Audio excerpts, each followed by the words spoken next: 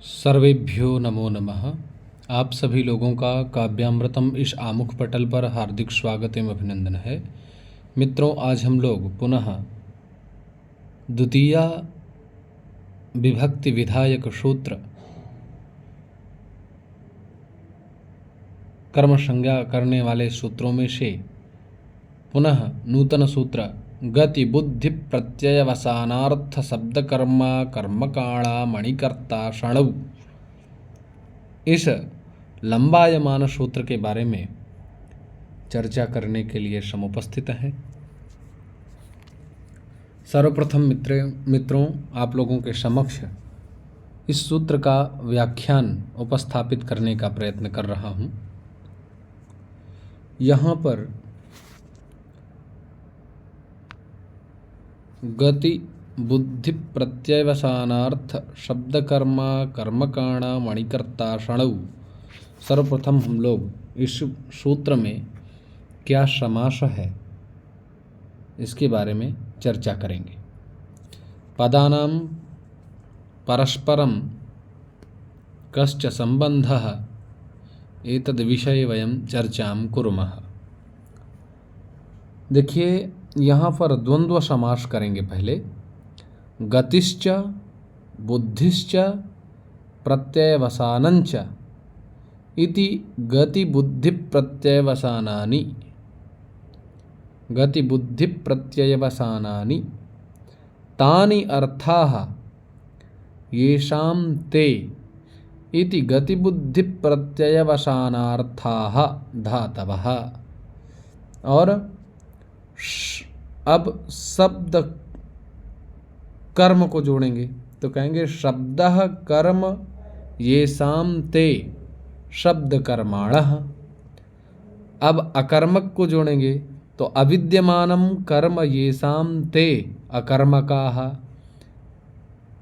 अब पूरे पद को जोड़ें तो गति बुद्धि प्रत्ययवसानार्थाश्च शब्द कर्माणश्च अकर्मकाश्च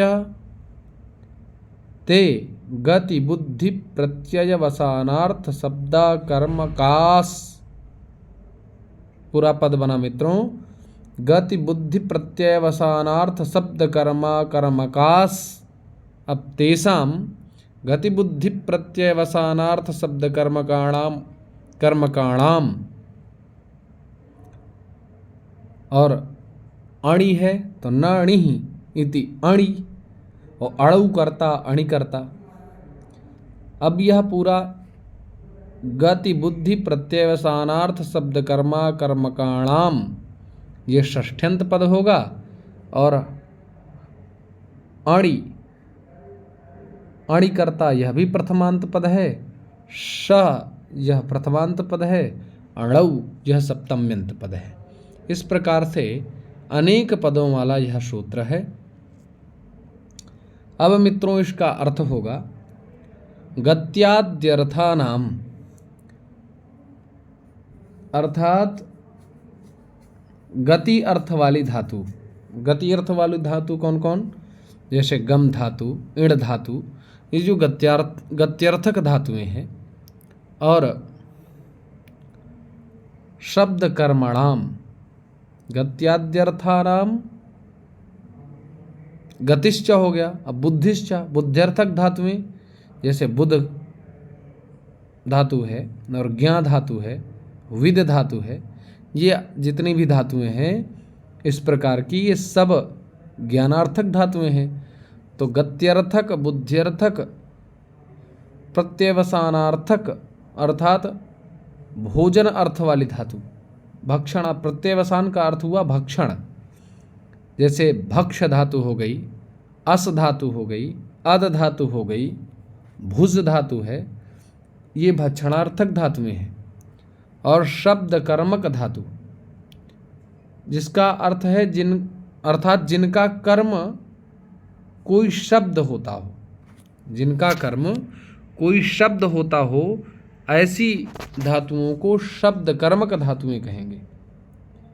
और अकर्मक धातु, अकर्मक धातुओं का अर्थ है जिस धातु के फल और व्यापार का आश्रय एक ही हो, उसको हम अकर्मक धातु कहेंगे।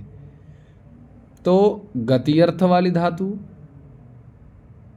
बुद्ध्यर्थक धातु, गत्यर्थक धातु, बुद्ध्यर्थक धातु, प्रत्यवसानार्थक धातु, शब्दकर्मक धातु और अकर्मक धातुओं के, इतनी जो धातुएं हैं, इन धातुओं के कहते हैं अणि, माने अण्यन्तावस्था का जो कर्ता, उसकी अण्यन्तावस्था में कर्म संज्ञा होती है। ये इसका अर्थ हुआ।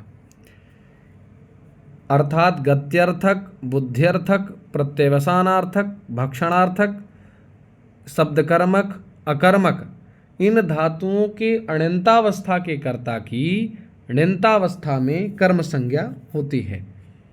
अब हम लोगों ने पूर्व में पढ़ा होगा क्या है इस सूत्र में कर्म संज्ञा, तो तब हम जानेंगे जब हम अण्यन्तावस्था और अण्यन्तावस्था को जान लेंगे।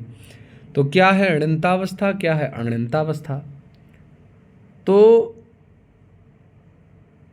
अण्यन्तकर्ता अण्यन्तकर्ता को समझना बहुत जरूरी है। तो हम अण्यन्त प्रकरण में पठति से, पठ धातु से तिप प्रत्यय करके पठति बनाते हैं और णिच प्रत्यय करने पर पाठयति, चलति से चालयति, भवति से भावयति आदि रूप बनते हैं। तो किसी भी धातु से प्रेरणा अर्थ में णिच प्रत्यय होकर के पुनः उसकी धातु संज्ञा होकर के लट आदि लकार आते हैं। णिच प्रत्यय लगने के बाद धातु णित हो जाता है, अर्थात जब धातु में णिच प्रत्यय जुड़ जाए तब वह क्या हो जाता है? णित हो जाता है। अणिच नहीं हुआ है तो वह अण्यन्त कहलाएगा। सामान्य धातु का अर्थ, सामान्य धातु का कर्ता अन्यत्र कुछ भी होता हो, पर णिजंत धातु का कर्ता अन्न ही होता है। जैसे देवदत्तः पठति, देवदत्त पढ़ता है। इस वाक्य में पठ धातु है और अण्यन्त धातु है। पठति कैसी धातु है? अण्यन्त धातु है। यहाँ अण्यन्त अवस्था का कर्ता है देवदत्तः। देवदत्त ना पढ़ता है तो देवदत्त नाम का कोई व्यक्ति पठनक क्रिया को करता है, तो देवदत्त कर्ता हो गया, पठति यह अण्यन्तावस्था की क्रिया हो गई। तो अण्यन्तावस्था का कर्ता कौन है? देवदत्त। अब पठ धातु से णिच प्रत्यय कर दें तो णित प्रत्यय, इसको कहेंगे अण्यन्तावस्था। जब णिच जुड़ जाएगा तो णित होकर के पाठेति बनेगा। तो पाठेति का अर्थ हुआ पढ़ाता है। पाठेति का अर्थ क्या होगा मित्रों? पढ़ाता है। तो पढ़ने वाला देवदत्त था तो पढ़ाने वाला अन्य कोई होगा। आचार्य पढ़ाते हैं, अतः पढ़ाने के कर्ता आचार्य हुए। तब वाक्य बना आचार्यः देवदत्तम पाठयति। इस प्रकार से आपने देखा कि अण्यन्त अवस्था में जो देवदत्त करता था वह अण्यन्त अवस्था में कर्म हुआ। देवदत्त पठति, देवदत्तः पठति, आचार्यः तम देवदत्तम पाठयति। देवदत्त पढ़ता है और आचार्य उस देवदत्त को पढ़ाते हैं। दोनों वाक्यों में एक अण्यन्त अवस्था का वाक्य है और एक णित अवस्था का। यह सूत्र अण्यन्त अवस्था के कर्ता की णित अवस्था में कर्म संज्ञा करता है। तो इस वाक्य में अण्यन्त अवस्था का कर्ता देवदत्त था, उसी की इस सूत्र से कर्म संज्ञा हुई। कर्म संज्ञा का फल ये हुआ कि कर्मणि द्वितीय से द्वितीय विभक्ति हो गई। तो इस प्रकार से वाक्य में पूर्वकर्ता देवदत्त में द्वितीय हुई। तो वाक्य की रचना हुई देवदत्त, आचार्यः देवदत्तम पाठयति। अण्यन्त अवस्था में कर्ता के साथ क्रिया तो रहती ही है, इष्टतम कर्म भी रह सकता है। उसकी कर्तुरीप्सित तमम कर्म से कर्म संज्ञा होकर के उसमें द्वितीय विभक्ति होती है। वह ये जो बात है इस सूत्र का विषय नहीं है। अब आइए हम लोग सीधे प्रयोगों के बारे में चर्चा करते हैं। प्रयोग जैसे कहते हैं शत्रून अगमयत स्वर्गम, शत्रून अगमयत स्वर्गम वेदार्थम श्वान वेदयत आशयच्चामृतम देवान वेदमध्यापयद विधिम आशयत सलिले पृथ्वीं यः समे श्रीर हरिर्गतिः।